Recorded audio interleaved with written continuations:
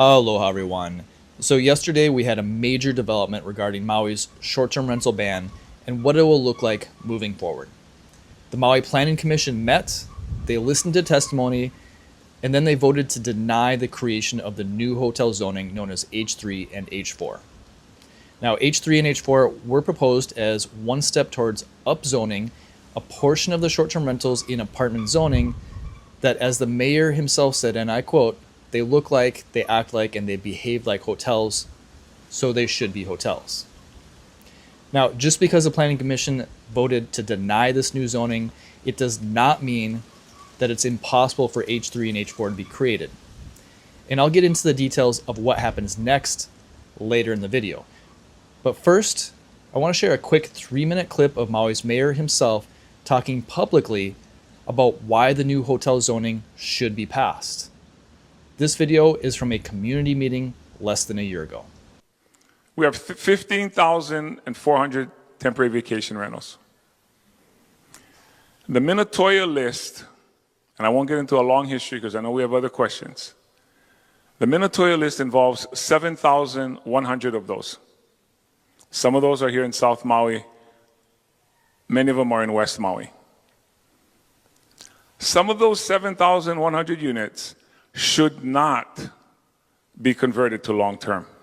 You heard me say that. Some of them should remain as hotels. What happened?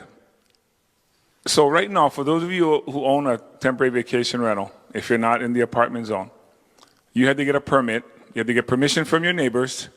You had to advise them of what you were going to do. And you got maybe a 2 or 3 year permit to run your temporary vacation rental. If you did it legally, that's how most of them are done, right? Through a permit.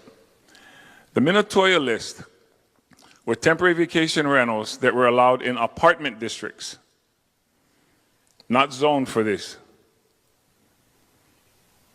Richard Minatoya was a deputy corporation counsel who at one time worked for me at the prosecutor's office. He became a corporation counsel.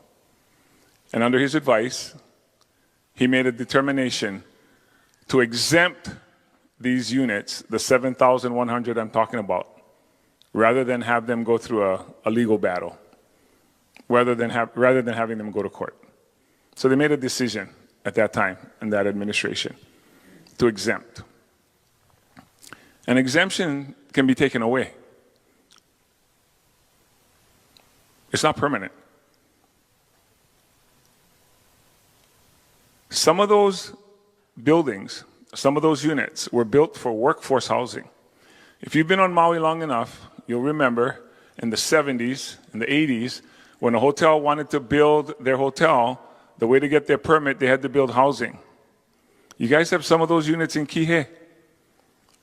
They were intended for workforce housing, they were built for workforce housing, and they became short-term rentals. Because at some point, they were allowed to be sold to the open market. Over 80% of the temporary vacation rentals on Maui are owned by people who do not live on Maui. Over 80%. Now, what I want to say is we recognize that some of those units built in the apartment zone look like, act like, and behave as hotels, and they should be hotels, but they should be zoned as a hotel. They need to file with the Planning Commission and say we want our dwelling, our building, to be a hotel, and they should do that, and they should be granted that. So there you have it, straight from the source. That was the mayor of Maui, who's the guy who originally proposed Bill 9 in an attempt to phase out just the short-term rentals that were intended to be used as workforce housing. He is speaking publicly, and he admitted that a lot of the properties that are impacted by Bill 9 should be upzoned to the correct hotel zoning. So now you know why I was so surprised that the Planning Commission did not approve the new hotel zoning yesterday. However, as I mentioned at the beginning of the video, this doesn't necessarily mean that H3 and H4 are dead in the water. The Commission's recommendation will eventually go back to the Maui County Council, and they have the final say on zoning changes. So this issue isn't necessarily finished, but it is significantly constrained by yesterday's rejection. Typically, votes at the county council only require a majority vote to pass. With 9 council members, that means it usually only takes 5 votes for something like this to be approved. But since the Planning Commission recommends denial, it now requires a supermajority of 6 votes to pass. And unfortunately, based on what I've seen at the recent council meetings, that just doesn't seem very likely. Now, some people would argue that this new development actually helps the short-term rental owners that are affected by Bill 9's phase-out, because it strengthens their legal battle as they ask the courts to overturn Bill 9 altogether. But I'm curious to hear what you think.